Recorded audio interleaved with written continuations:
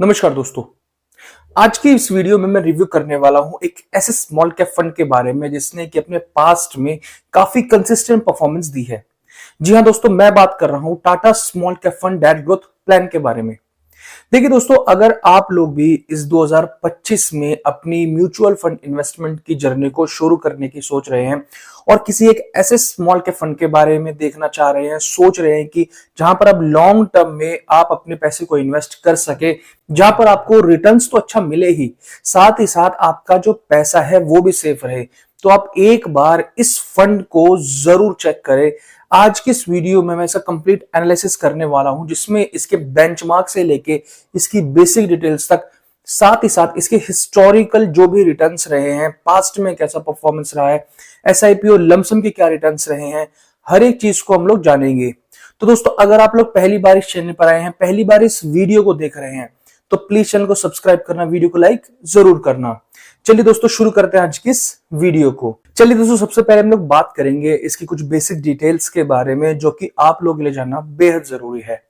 जैसा कि दोस्तों मैंने आपको बताया कि इस फंड का नाम है Tata small cap fund direct growth plan.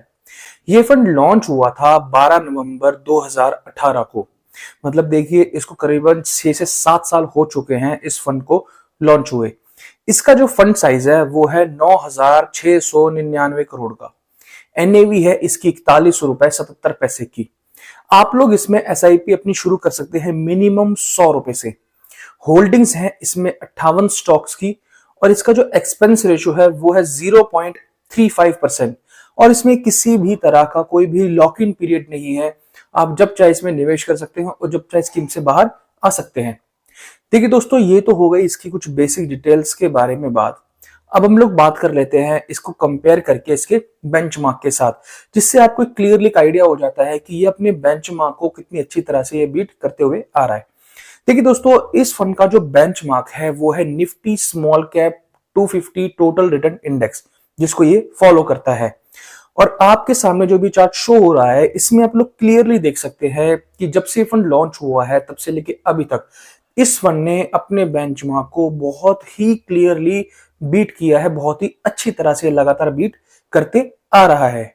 चलिए दोस्तों, अब हम लोग बात कर लेते हैं इसके एनुअलाइज्ड रिटर्न्स के बारे में कि पास्ट में इसने एनुअलाइज्ड कितने रिटर्न्स बना करके दिए अपने निवेशकों को। देखिए दोस्तों, अगर मैं बात करूं एक साल की, तो एक साल में इसने बनाए हैं 14.78% के रिटर्न्स। 2 साल में इसने बनाए हैं 28.22% के रिटर्न्स। 3 साल में इसने बनाए हैं 21.22% के रिटर्न्स। 5 साल में इससे बनाए हैं 29.47% के रिटर्न्स। और जब से फंड लॉन्च हुआ है तब से लेके अभी तक इसने बनाए हैं 25.61% के रिटर्न्स।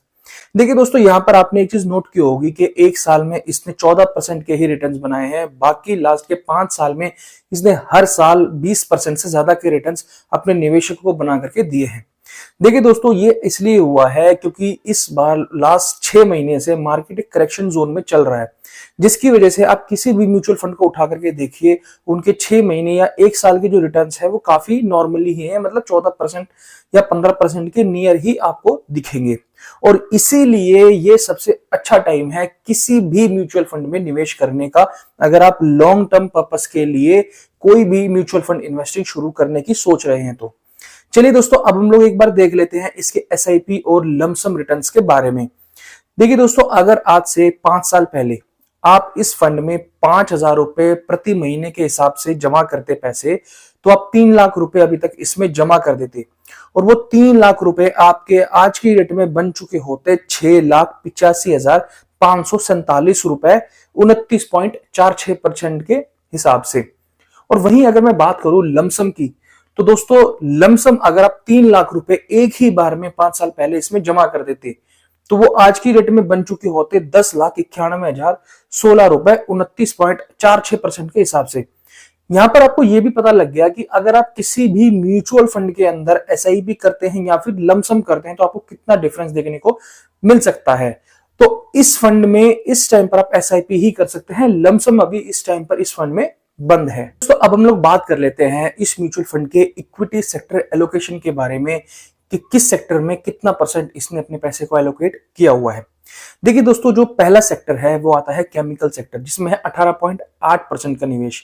फिर आता है financial 14.5%, services 13.8%, consumer sector 10.7%, health care 10.6%, capital goods 9.9%, other sector 9.6%, metals and minings 8.4%, constructions 6.2%। तो देखिए यहां पर आपने एक चीज नोट की हो कि ये किसी एक पर्टिकुलर सेक्टर पर जो है डिपेंड नहीं है, इन्होंने हर सेक्टर में जो है अपने पैसे को निवेश किया हुआ है। इससे देखिए दोस्तों फायदा ये होता है कि कभी कभार अगर कोई एक पर्टिकुलर सेक्टर अगर काम नहीं करता है या डाउन जाता है तो उसका जो इम्पैक्ट है वो ज्यादा दूसरे सेक्टरों पे नहीं पड़ता है, वो एक एवरेजिंग आउट हो जाता है, जिससे कि आपको रिटर्न्स शानदार मिलते रहते हैं। अब हम लोग फाइनली बात कर रहे हैं कि किस तरह के निवेशकों को इसके अंदर निवेश करना चाहिए और किस तरह के निवेशक इसे अवॉइड कर सकते हैं। देखिए दोस्तों बहुत ही क्लियर चीज है यहां पर कि ये एक ऐसा फंड है जो एक ऐसी एएमसी की तरफ से आता है जहां पर आप बेहिचक अपने पैसे को निवेश कर सकते हो, चाहे वहां पर सेफ्टी के मामले में बात करूं, चाहे मैं रिटर्न्स के मामले में बात करूं, चाहे आप किसी भी लेवल पर बात करके देखिए, ये एक बहुत ही अच्छा फंड है, बहुत ही अच्छी एएमसी की तरफ से आता है।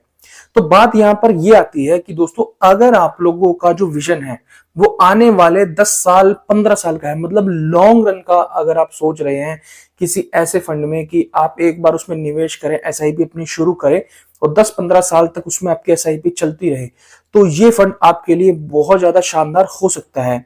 अब यहाँ पर कुछ लोग ये भी कहेंगे कि इससे ज्यादा अच्छे रिटर्न्स तो बाकी और म्यूचुअल फंड्स भी दे रहे हैं। देखिए दोस्तों जब भी आप किसी भी म्यूचुअल फंड के अंदर निवेश करें तो लॉन्ग टर्म के पर्पस पे तो केवल रिटर्न्स को ही ध्यान में ना रखें, वहां पर अपने पैसे की सेफ्टी को भी ध्यान में रखें। इसके पेयर कंपैरिजन और भी हैं, जैसे एसबीआई का म्यूचुअल फंड है, बाकी और भी म्यूचुअल फंड है जहां पर आप निवेश कर सकते हैं। बट ये टाटा का जो फंड है ये कंसिस्टेंट अपना रिटर्न बना करके देता आ रहा है। अब मैं बात कर लेता हूं किस तरह के निवेशक इसे अवॉइड कर सकते हैं। देखिए दोस्तों अगर आप एक ऐसे निवेशक हैं जो कि मार्केट की हाई वॉलेटिलिटी को देख नहीं सकते हैं, आप उससे बच के रहना चाहते हैं, तो आप इसे सिंपली इग्नोर कर सकते हैं, क्योंकि स्मॉल कैप फंड्स के अंदर वॉलेटिलिटी बहुत ज्यादा देखने को मिल सकती है। और जिस तरह का अभी मार्केट करेक्शन आया है, ये फंड लास्ट के 6-7 महीने में बहुत अच्छी तरह से करेक्ट हो चुके हैं, बहुत नीचे ये जा चुके हैं। तो अगर आप लोग ऐसे निवेशक हैं जो कि हाई वॉलेटिलिटी नहीं देख सकते हैं तो प्लीज इस फंड से आप दूर रहिएगा। आशा करता हूं आपको ये वीडियो पसंद आई होगी, थोड़ी भी अगर वैल्यूएबल लगी है तो प्लीज चैनल को लाइक करना, सब्सक्राइब करना, वीडियो को लाइक जरूर करना। Thank you so much, have a nice